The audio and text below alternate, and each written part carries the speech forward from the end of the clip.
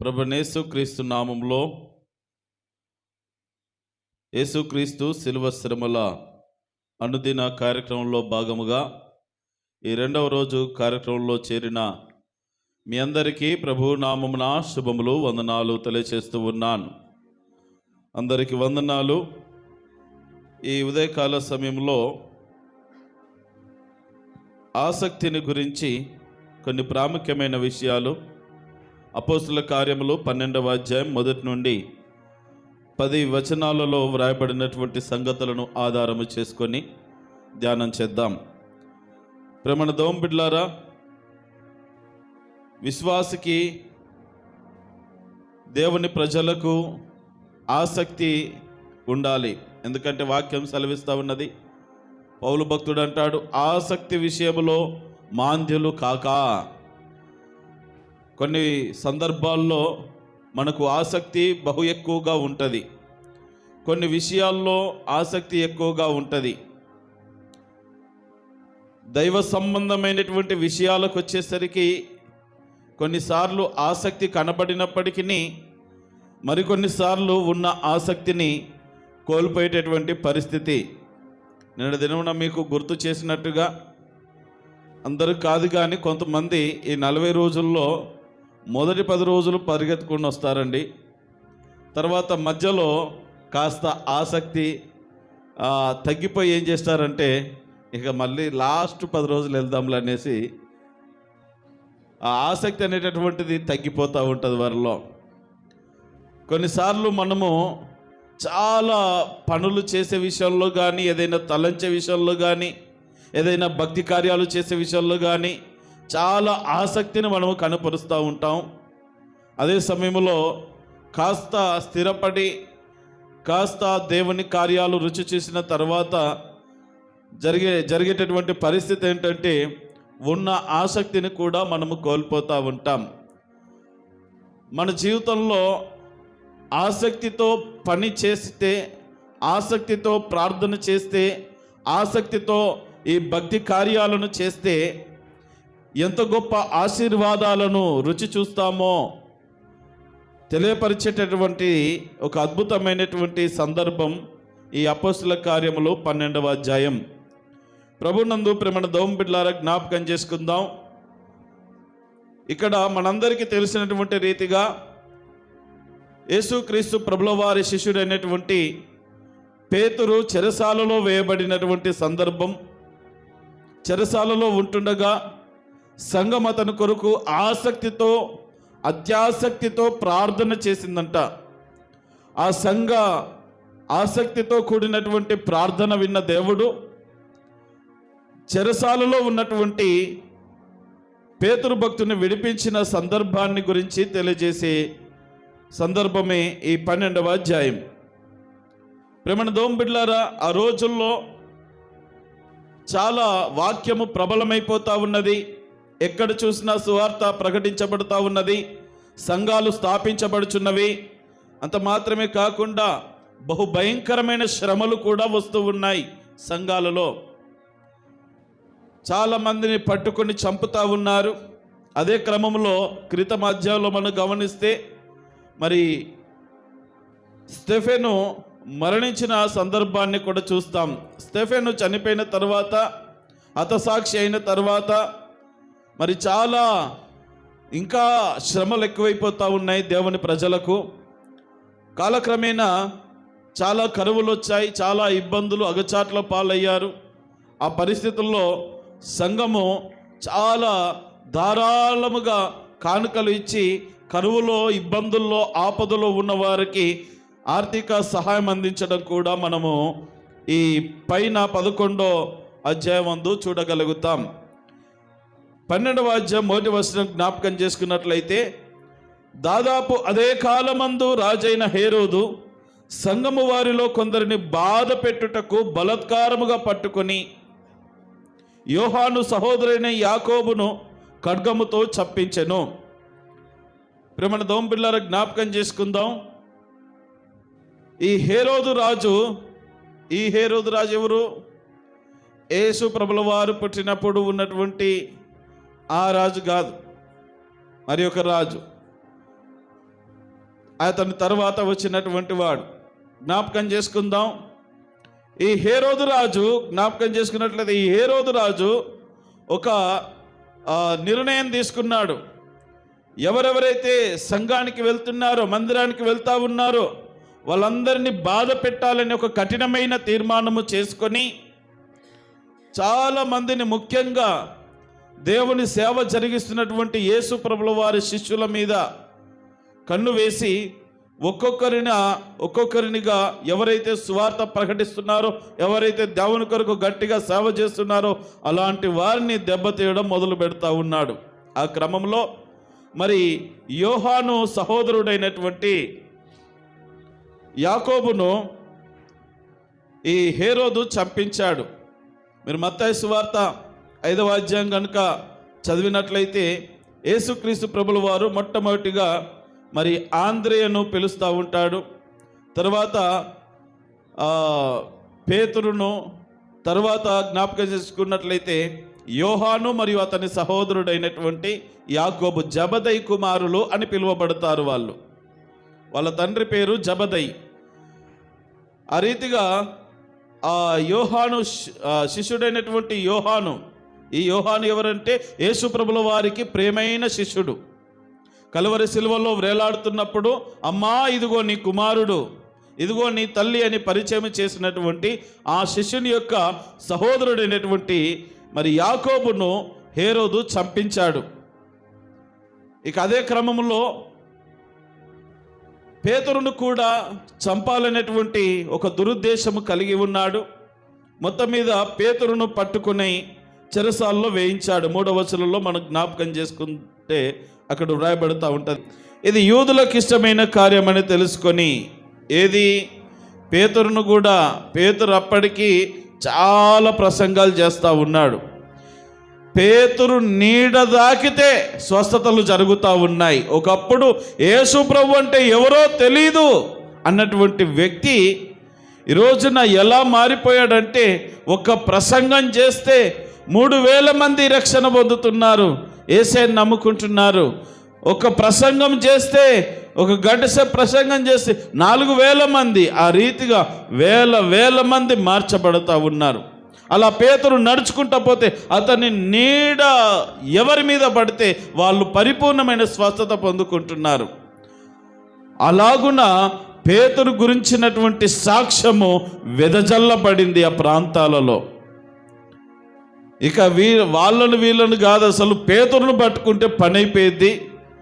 ఆ పేతురును ఒక్కడిని వేసేసామంటే ఈ క్రైస్తవుల పీడ విరగడైపోతుంది అని ఈ హేరోదు రాజు అతన్ని తీసుకొచ్చి చెరసాల్లో వేయించాడు.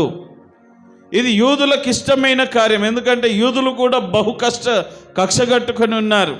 యేసు ప్రభువుని నమ్ముకున్న ప్రజలన్నా చాలా మండిపోతూ ఉన్నారు. అది యూదులకు ఇష్టమైన కార్యమని తెలుసుకున్నటువంటి ఈ హేరోదు ఏం చేశాడంటే పులియని రొట్టెల పండుగ దినము తీసుకొచ్చి అతన్ని చెరసాల్లో వేశాడు. ఈ పండుగ రోజు ఇక అన్ని తీర్పులు అవన్నీ చేయరు కనుక తీసుకొచ్చి అబ్జర్వేషన్లో పెట్టారనమాట.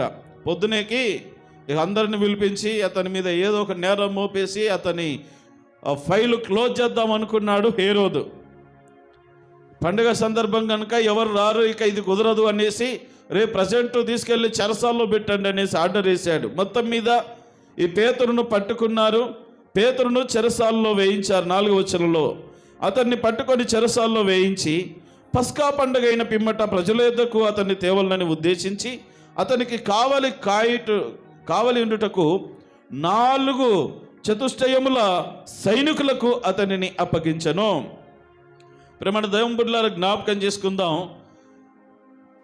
ఈ రాత్రంతా కావలి, పొద్దునైతే కోర్టుకు తీసుకెళ్తారు. ఏదో ఒక కేసు పెట్టేసి ఏదో ఒక నేరము చేసినందున అతనికి ఏదో ఒక శిక్ష విధించి మొత్తం మీద మరణశిక్ష వ్రాయించి అతన్ని శిక్షించే పన్నాగాలు జరుగుతూ ఉన్నాయి. ఈరోజు మామూలుగా తీసుకొని వచ్చి చెరసాల్లో వేశారు. ఈ ఒక్క రాత్రి అతన్ని భద్రంగా కాపాడాల. ఎందుకంటే ఇది చాలా సాహసంగా మారిపోయింది అక్కడ ఉన్నటువంటి ప్రజలకు. యేసు ప్రభువును కూడా మనం గమనిస్తే కావలిని ఉంచారు. ఆయన సమాధికి గొలుసులు వేశారు, బంధించారు, కావలి వాళ్ళను పెట్టారు. చాలా అసలు ఒకవేళ ఈ శిష్యులందరూ వచ్చి 12 మంది ఉన్నారు, మరి ఒకవేళ ఎక్కడ నుండి దాక్కొని వచ్చి అప్పటికి కనబడట్లేదు కానీ ఎక్కడున్నారో తెలియదు కానీ వచ్చి యేసుప్రభుని ఎత్తుకొని పోయి ఇదిగో యేసుప్రభు లేచాడు అని చెప్తారేమో అని భయంపడి వాళ్ళు ఏం చేశారంటే కావలి వాళ్ళను ఉంచారు. చాలా పటిష్టమైనటువంటి కాపుదలనిచ్చారు సమాధికి. అయినను ఆయన సజీవుడిగా లేచి ఉన్నాడు. దేవునికి మహిమ కలుగును గాక. ప్రేమణ దోంపిల్లారా, ఆ భయం వీళ్ళలో చుట్టుకున్నది. చెరసాల్లో వేస్తాం కానీ ఈయన మామూలోడు కాదు. ఒకవేళ చిన్న ప్రార్థన చేశాడంటే ఒక్క ప్రసంగంతోనే 3000 మందిని మార్చినోడు. ఏదైనా ప్రార్థన చేసో లేకపోతే ఏదైనా మహత్యము చేసో మొత్తం మీద దాంట్లో నుండి వారిపోతే ఇక బాగుండదు అనేసి 16 మందిని కావలి ఉంచారంట. ఎంతమందిని? 16 మందిని. కేవలము పేతురు కొరకే కావలి. అతన్ని పారిపోకుండా చూడడానికి ఈ 16 మందిని 3 భాగాలుగా విభజించి కావలి ఉంచారు. ఒక ఇద్దరేమో పేతురును పట్టుకొని చెరసాలలో మామూలుగా సంకెళ్ళు వేశారు.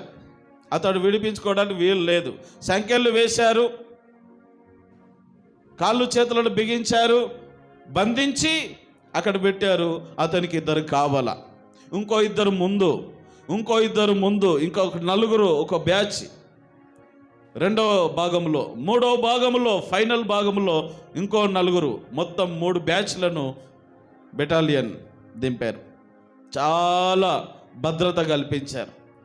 ప్రేమణ దోంపిల్లారా, ఈ సమయంలో మరి పేతురు ప్రార్థన చేసిన దాఖలాలు కూడా లేవు ఇక్కడ. యేసు రక్తమే దేవుని చెరసాల్లో పడిందే నయం అనేసి చక్కగా గురకబడుతూ నిద్రపోతున్నాడు ఆయన.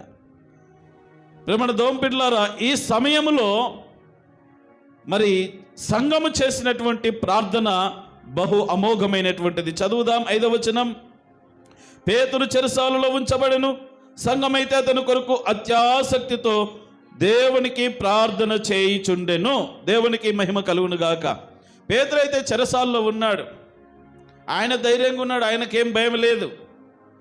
నేను నమ్మిన దేవుడు గొప్పవాడు, ఈ స్థితి నుండి, కష్టము నుండి, నష్టము నుండి, వ్యాధి నుండి, పరిస్థితుల నుండి నన్ను గట్టెక్కించగలడనేటువంటి దృఢమైన విశ్వాసము కలిగి ఉన్నాడు పేతురు.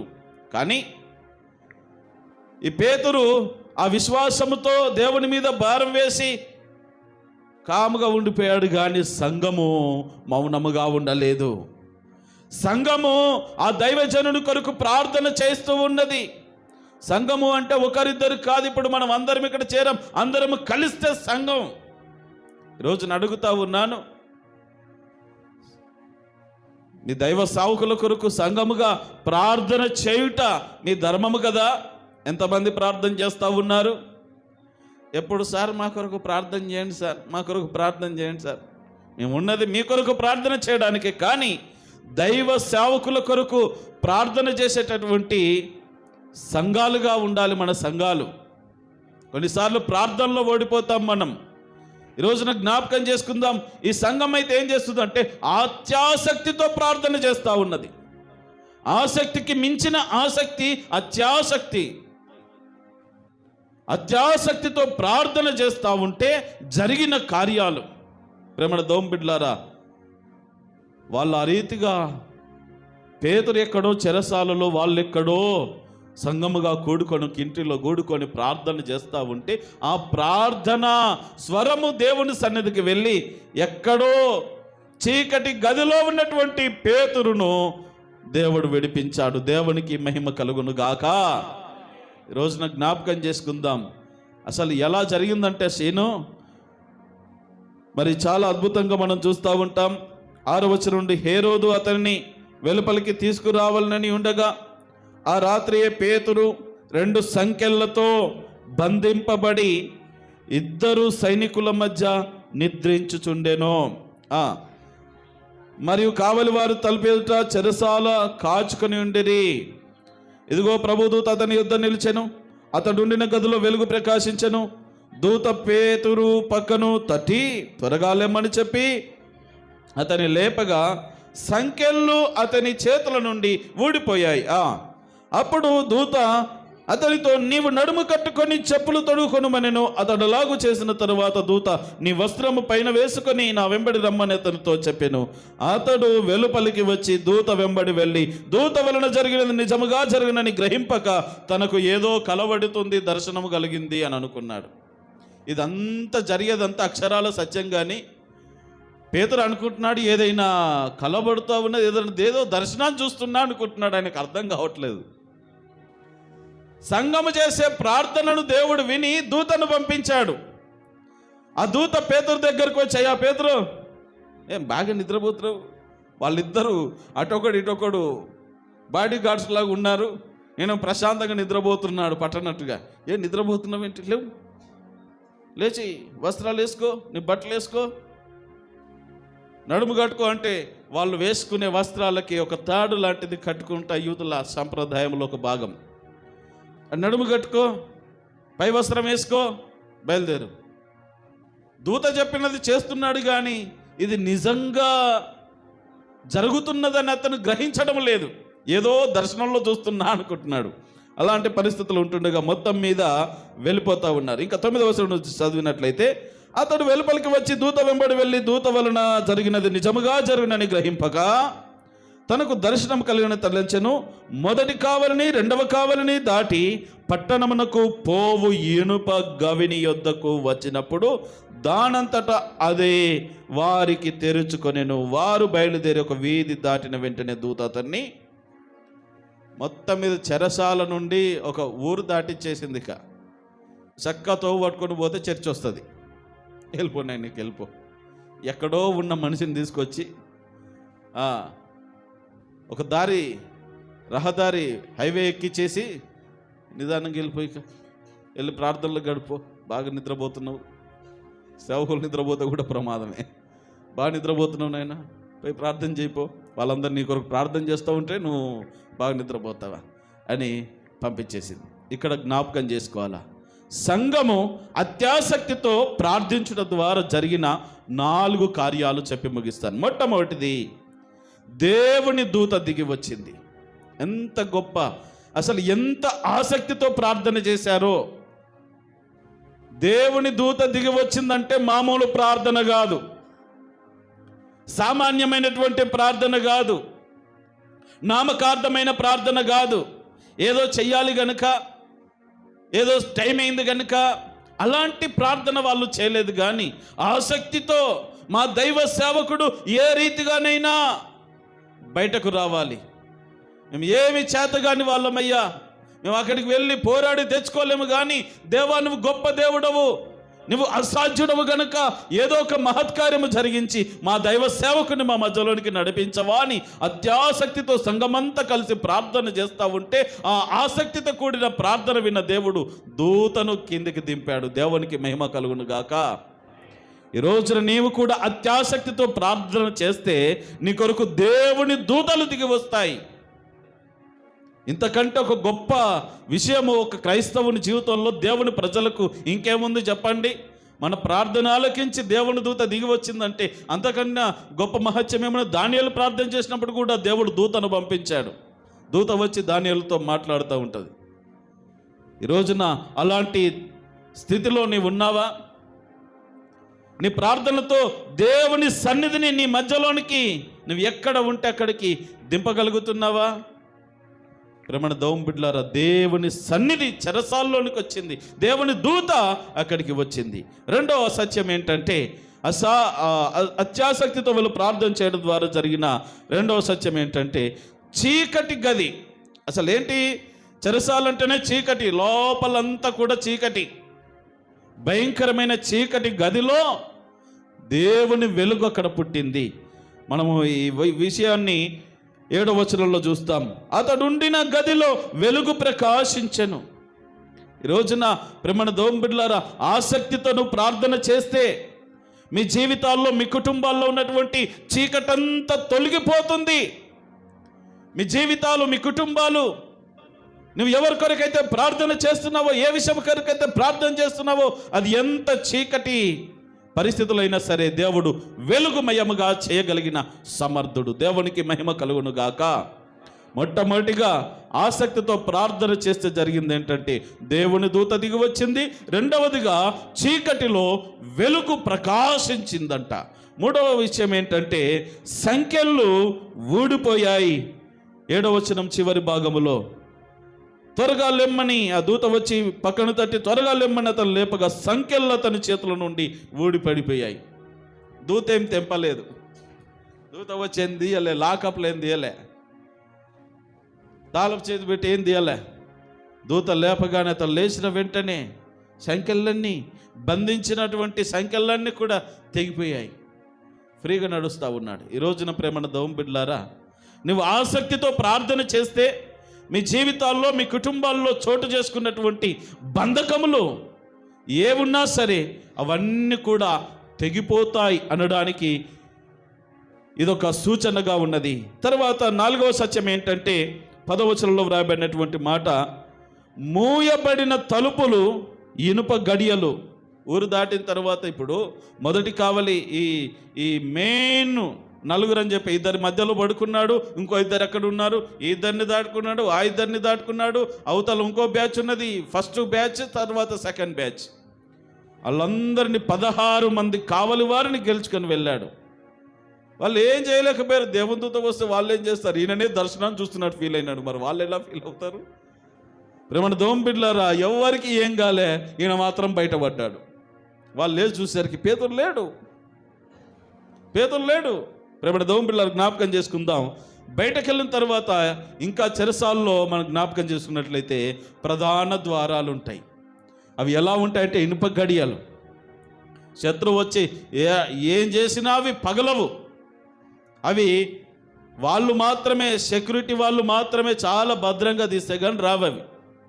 ఇనుప గడియలు తలుపులు ఎదురైపోతూ ఉంటే ఈ పేతురు ఎలా వెళ్తూ ఉంటే ఆ అన్ని లాకప్లన్నీ ఓపెన్ అయిపోతూ ఉన్నాయి. తలుపులన్నీ తెరుచుకుంటున్నాయి. తలుపులన్నీ దానంతట అవే వారికి తెరుచుకున్నాయి. ఈ రోజున మనం నేర్చుకున్న ఆత్మీయ సత్యం ఏంటంటే, ఈ రోజున నీ జీవితంలో ఏవైతే మూయబడిన బంధకాలు ఉన్నాయో, అయ్యో ఇవి తెరవబడాలి, ఈ స్థితిలో నుండి నేను బయటపడాలి అని అనుకున్నప్పుడు నువ్వు చేయాల్సింది ఏమీ లేదు, అవే తెరుచుకుంటాయి నీ కొరకు. ఎంత గొప్ప లాకప్గా, ఎంత గొప్పగా అవి బంధించబడినటువంటి తలుపులైనా సరే, నువ్వు అత్యాసక్తితో ప్రార్థన చేస్తే ఆ తలుపులన్నీ వాటంతట అవే తెరుచుకొని నీకు దారిని చూపిస్తాయి. సముద్రాన్ని పాయలుగా చీల్చినట్టుగా, సముద్రంలో మార్గం ఏర్పడినట్టుగా, ఎరుకగోరలు కూల్చబడినట్టుగా దేవుని కార్యాలు, అద్భుతాలు జరుగుతాయి. ఈ రోజున అలాంటి ఆసక్తి నీలో ఉన్నదా? అలాంటి ఆసక్తి ఉంటే, అలాంటి ఆసక్తికరమైన భక్తిని చేస్తే, అలాంటి ఆసక్తికరమైన ప్రార్థన నువ్వు చేస్తే ఈ 4 మన జీవితంలో కూడా జరుగుతాయి. దేవుని దూత దేవుని సన్నిధికి వస్తుంది. దేవుని వెలుగు మనకు ఉదయిస్తుంది. దేవుని వెలుగు మనకు ప్రకాశిస్తుంది. మనకు పట్టి పీడిస్తున్నటువంటి బంధకాలన్నీ తెగిపోతాయి. నీకు ఏదైతే అడ్డుగోడలు ఉన్నాయో అవే కూలిపోతాయి. ఎరుకో గోడలు ఏమన్నా కూల్చారా? మనాళ్ళు ఏమీ చేయలేరు. దాని చుట్టూ తిరిగి ప్రార్థన చేశారు. ప్రార్థన ప్రార్థన ప్రార్థన. ఈ రోజున విశ్వాసంలో కరువైతుంది కూడా అదే. ప్రార్థన ప్రార్థన ప్రార్థన. ప్రార్థన లేదు, వాక్యం లేదు, ప్రార్థన లేదు, వాక్యం లేదు. ప్రార్థనలో నువ్వు ఎంత నలిగితే నీ జీవితం అంతగా వికసిస్తుంది. నువ్వు ఎంత గొప్ప ఆసక్తితో కూడిన ప్రార్థన చేస్తే అంత గొప్ప కార్యాలు దేవుడు చేయడానికి సమర్థుడు. వాళ్ళు ఏమి చేయలేదు. ఒకరికి లంచం ఇచ్చి ఒక మంచి లాయర్ను పెట్టి విడిపించుకొని అలాంటి ప్రయత్నాలు ఏం చేయలే. ప్రార్థన చేశారు, దైవజనుడిని సంపాదించుకున్నారు. ఈ రోజున మరి మీరు చేసే ప్రార్థనలో, మీరు చేసే భక్తిలో, మీరు చేసే కార్యాలలో ఎంత ఆసక్తి ఉన్నది? దేవుని మందిరం పట్ల, దేవుని సేవకుల పట్ల, దేవుని కార్యాల పట్ల మీకు ఎంత ఆసక్తి ఉన్నది? ఒక్కసారి పరిశీలన చేసుకోండి. ఆసక్తితో ప్రార్థన చేస్తే దేవుడు గొప్ప కార్యాలు చేస్తాడు. అలాంటి గొప్ప ఆసక్తితో కూడినటువంటి ప్రార్థన, భక్తి కార్యాలు దేవుడు మీలో సమృద్ధిగా పుట్టించి నడిపించునుగాక.